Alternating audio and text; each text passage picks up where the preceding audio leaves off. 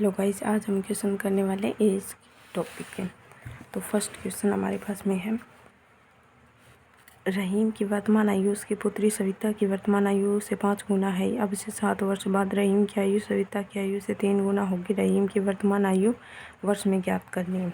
मतलब बोल रखा है रहीम नाम का एक व्यक्ति है, उसकी आयु उसकी पुत्री से अब जो आयु है वो 5 गुना है। ठीक है, अगर उसकी आयु 1 है तो उसकी पुत्री की आयु उसकी पुत्री की आयु यदि 1 है तो उसकी 5 है। ठीक है, अब से 7 वर्ष बाद, मतलब जो अब एज है उससे 7 वर्ष बाद रहीम की आयु सविता की आयु की 3 गुना हो जाएगी। तो रहीम की वर्तमान एज हमें बतानी है।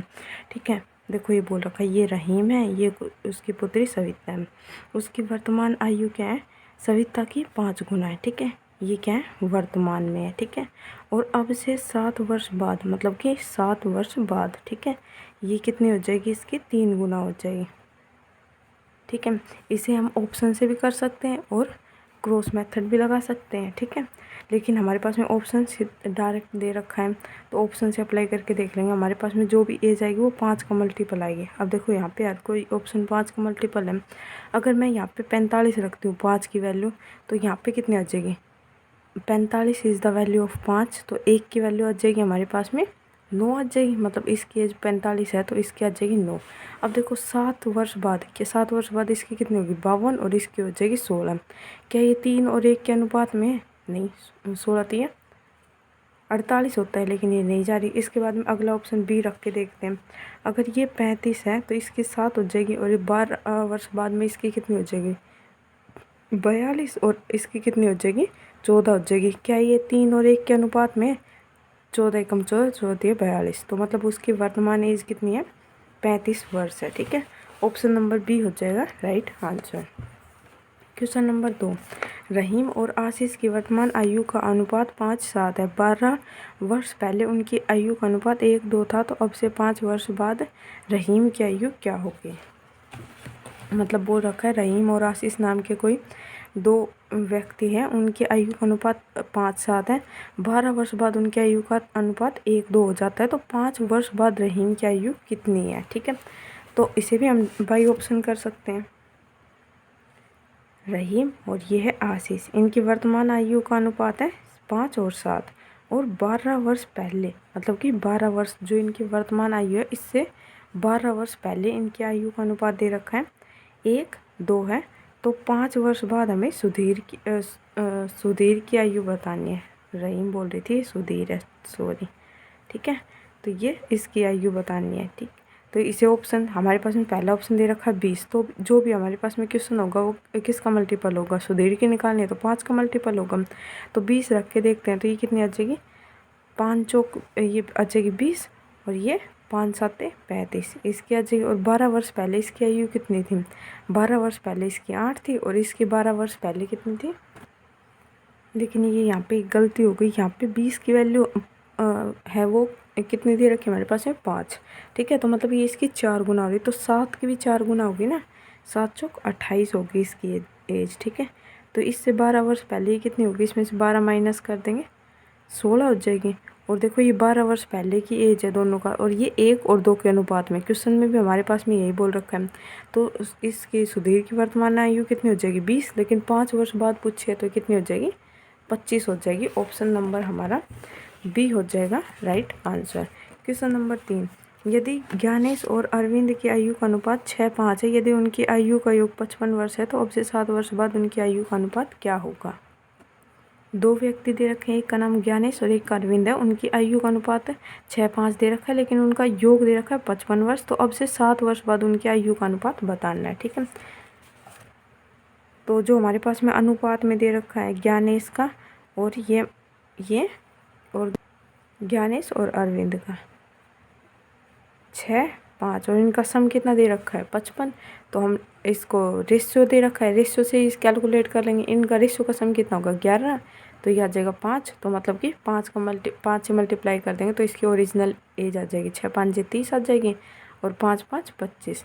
तो 7 वर्ष बाद बताने इनकी आयु का अनुपात कितना होगा? 37, और ये हो जाएगा 32। 37 अनुपात 32 हो जाएगा। ठीक है, क्वेश्चन 4, यदि एक महिला अपने पुत्र से 28 वर्ष बड़ी है, 3 वर्ष में उसकी आयु उसके पुत्र की आयु की दोगुनी हो जाएगी, तो पुत्र की वर्तमान एज क्या है। देखो, एक महिला और एक पुत्र की आयु के बीच का डिफरेंस दे रखा है 28 वर्ष। 3 वर्ष बाद उसकी आयु उसके पुत्र की आयु से दोगुनी हो जाएगी, तो पुत्र की वर्तमान आयु बतानी है। देखो, कोई भी दो इंसान होते हैं, उनके बीच में अगर आज जितने भी एज का डिफरेंस है ना, उसे 100 साल बाद देख लो, 50 साल बाद, 20 साल बाद, 10 साल बाद वही डिफरेंस रहेगा कॉमन, ठीक है। तो इसी कंसेप्ट से ये निकल जाएगा। अब देखो, आज के टाइम पे उसे माता और उसके पुत्र के बीच का डिफरेंस कितना, 28 है, ठीक है। उसके बाद में बोल रखा है 3 वर्ष में, यदि 3 वर्ष में उसकी आयु, 3 वर्ष में जो माता की आयु है वो उससे कितनी गुनी हो जाते हैं, 2 गुनी हो जाते हैं। मान लेते हैं उसकी आयु 1 से कितनी हो जाती है, उसके पुत्र की आयु 1 है तो उसकी 2 गुनी हो जाते हैं।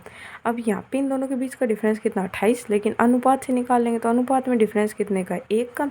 तो 1 वैल्यू कितने की आ जाएगा, 28, और ये इसकी मल्टीप्लाई 2 की वैल्यू निकालें तो मल्टीप्लाई बाई 2 कर देंगे, तो ये आ जाएगा 28 दूनी 56 और ये 28, ठीक है। तो उसके पुत्र की वर्तमान एज पूछी गई हमसे, तो ए हो जाएगा हमारा राइट आंसर। नहीं, ये 28 नहीं होगा इसका आंसर, ये 3 वर्ष बाद है, 3 वर्ष बाद, मतलब जो इनकी वर्तमान एज है वो तो ये है, तो 3 माइनस कर देंगे तो ये आ जाएगा 25। देखो, ऑप्शन के अंदर 28 भी दे रखा है, तो ये ध्यान से करना है, ठीक है। क्वेश्चन नंबर 5, माँ ने अपनी पुत्री से कहा, 7 वर्ष पहले मेरी आयु तुम्हारी तब की आयु की 7 गुना थी, और अब से 3 वर्ष बाद मेरी आयु तुम्हारी तब की आयु से 3 गुनी हो जाएगी। माँ और पुत्री की आयु क्रमशः वर्तमान में ज्ञात करनी है। देखो, कोई माँ बेटी है, वो बोल रही है कि 7 वर्ष, माता बोल रही है कि 7 वर्ष पहले मेरी आयु तुम्हारी जो अब की आयु है उससे 7 गुना थी, ठीक है। और 3 वर्ष बाद, जो अब टाइम चल रहा है उससे 3 वर्ष बाद जो तुम्हारी अब आयु है उससे मेरी 3 गुनी हो जाएगी, तो उनकी वर्तमान आयु का अनुपात निकालना है। तो ये ऑप्शन से ले लेंगे या फिर मेथड से कर सकते हैं, हमारे पास क्रॉस मल्टीप्लिकेशन से भी कर सकते हैं, और वैसे डायरेक्ट भी हो जाएगा ये क्वेश्चन। तो मान लेते हैं अब उनकी वर्तमान आयु कितनी है, इसकी m है और उसकी पुत्री की p है, ठीक है। तो अब से 7 वर्ष पहले, मतलब 7 वर्ष पहले उसकी आयु उसकी पुत्री की आयु से 7 गुनी थी। उसकी पुत्री की आयु 1 थी तो उसकी 7 गुनी थी। अब से 3 वर्ष बाद उसकी पुत्री की आयु यदि 1 है तो उसकी 3 गुनी थी, ठीक है।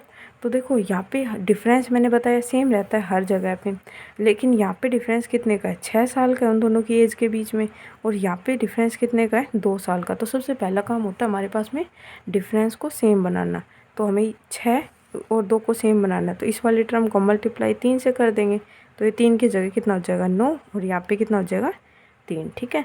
अब ये देखो, 7 से कितनी हो रही है, 7 से 1 हो रही है, तो 6 का डिफरेंस, और 9 से 3 हो रही, तो डिफरेंस सेम हो गए। यहाँ पे कितने का डिफरेंस आ रहा है, 10 साल का हमारे पास में क्वेश्चन के अंदर दे रखा है, और हमारे अकॉर्डिंग कितने का आ रहा है, 7 से 9 हो रही है, तो मतलब 2 की आ रहे हैं, और यहाँ पे भी 1 से 3 हो रहा है, मतलब ये डिफरेंस हमेशा सेम आते हैं, ठीक है। तो ये 10 क्वेश्चन के अकॉर्डिंग दे रखा है, 10 साल का गैप हो रहा है, और हमारे अकॉर्डिंग कितने का गैप आ रहा है, 2 का आ रहा है। तो हम उसकी वर्तमान एज 3 साल बाद की निकालो या 7 साल पहले की, 7 साल पहले की निकालोगे तो 7 ऐड कर देना, 3 साल बाद की निकालनी है तो इसमें से 3 माइनस कर देंगे, तो यही निकाल लेते हैं। 9 5 45 आ जाएगी इसकी 3 साल बाद की एज, और ये मल्टीप्लाई बाई 3 करेंगे तो ये आ जाएगी 15, और 3 वर्ष पहले इसकी थी 42 और इसकी थी 12 आ जाएगी हमारा राइट आंसर। अगला क्वेश्चन नंबर 6, यदि मित्रों के एक समूह की औसत आयु 27 वर्ष है, यदि 4 नए मित्र उसकी औसत आयु 25 वर्ष है उसमें शामिल हो जाते हैं, तो पूरे समूह की औसत आयु 26 वर्ष हो जाती है। तो शुरू में समूह में कितने व्यक्ति थे। देखो, क्वेश्चन में बोल रखा है कि एक मित्रों का एक समूह है, उन सब की औसत आयु अगर निकाले तो वो कितने आते हैं, 27 वर्ष आती है। औसत आयु क्या होती है, मतलब कि टोटल जितने भी हमारे पास में एज है उनकी, और टोटल नंबर ऑफ पर्सन्स, ठीक है। यदि 4 नए मित्र उसमें शामिल किए जाते हैं, जो 27 वाला ग्रुप था इसमें, तो उनकी एज कितनी है, 25 है, तो इसमें शामिल हो जाते हैं, तो पूरे समूह की औसत आयु 26 हो जाते हैं। तो शुरू में समूह में कितने व्यक्ति थे। अब देखो, ये 25 आयु वाले हुए हैं 27 वाले ग्रुप में, तो हमें क्या होगा, नुकसान हुआ होगा। 1 पे कितने का नुकसान हुआ है, 27 से हमारा एवरेज कितना घट गया, 2 घट गया, तो 4 पे कितना हुआ होगा, 8 का लॉस हुआ है। 4 पे कितने का लॉस हुआ है, हमें 8 का लॉस हुआ है, ठीक है। और वैसे हमें ओवरऑल कैसे कितने का लॉस हुआ, हमारा जो औसत था वो 27 से घट के कितना हुआ 26, मतलब 1 का लॉस हुआ है। ठीक है, तो मतलब हमारे पास में अब कितने लोग हैं, 8 लोग हैं। तो 8 लोग अब है, जब हमारे पास में 4 लोग ऐड हुए, अब 4 लोग हमारे पास में ऐड होने के बाद में तो हमसे स्टार्टिंग में पूछा है कितने लोग थे। अगर अब का पूछा होता तो 8, हाँ सही आंसर हो जाता, लेकिन शुरुआत का पूछा है तो इसमें से 4 माइनस कर देंगे जो हमने ऐड किए, तो बचेंगे कितने 4, तो हमारा 4 हो जाएगा right answer. Okay, thank you.